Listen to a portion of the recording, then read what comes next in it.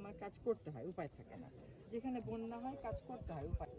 পরিবেশ, বন ও জলবায়ু পরিবর্তন মন্ত্রণালয় এবং পানি উপদেষ্টা সৈয়দ রেজওয়ানা হাসান বলেছেন, দেশে বালুদস্যুরা এবং মাটিদস্যুরা চরম পর্যায়ে পৌঁছে গেছে। এগুলো বন্ধের ব্যাপারে প্রশাসনকে 10 দফা স্পষ্ট নির্দেশনা দেওয়া হয়েছে। সোমবার রাজশাহীর চারঘাটে বড়াল নদের উৎসমুখ পরিদর্শনে গিয়ে এসব কথা বলেন তিনি। এ সময় উপদেষ্টা বলেন, একসময় প্রমত্ত বড়াল নদের প্রবাহ ফিরিয়ে আনতে বর্তমান সরকার বদ্ধপরিকর। বড়াল নদের প্রবাহ ফিরিয়ে আনতে সমন্বিত পদক্ষেপ নেওয়া হয়েছে।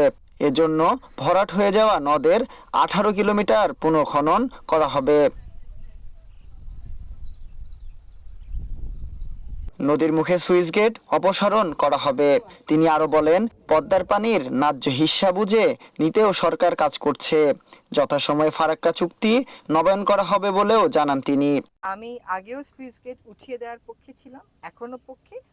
আমি মনে করি না যে চারঘাটের সুইচ গেট এখন আর রাখার কোনো যৌক্তিকতা আছে বলে, কিন্তু আপনি শুধু সুইচ গেটটা তুলে দিলেন, নদীটা খনন করলেন না, তখন কিন্তু আপনি কোনো সুফল পাবেন না।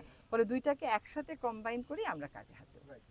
এই বালু দস্যুতা আর মাটি দস্যুতা একটা চরম রূপ নিয়ে নিয়েছে। এই ইটভাটার জন্য আর নির্মাণ কাজের জন্য বালু তোলে, আর পাহাড় কাটে, আর কৃষি জমির উপরের ভাগ কেটে নিয়ে চলে যায়।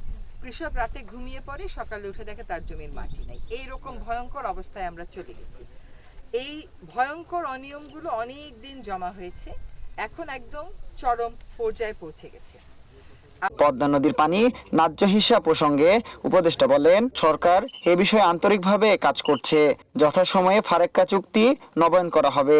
এ সময় রাজশাহী পানি উন্নয়ন বোর্ড, পরিবেশ অধিদপ্তর সহ সংশ্লিষ্ট দপ্তরের কর্মকর্তা এবং উপদেষ্টার সফরসঙ্গীরা উপস্থিত ছিলেন।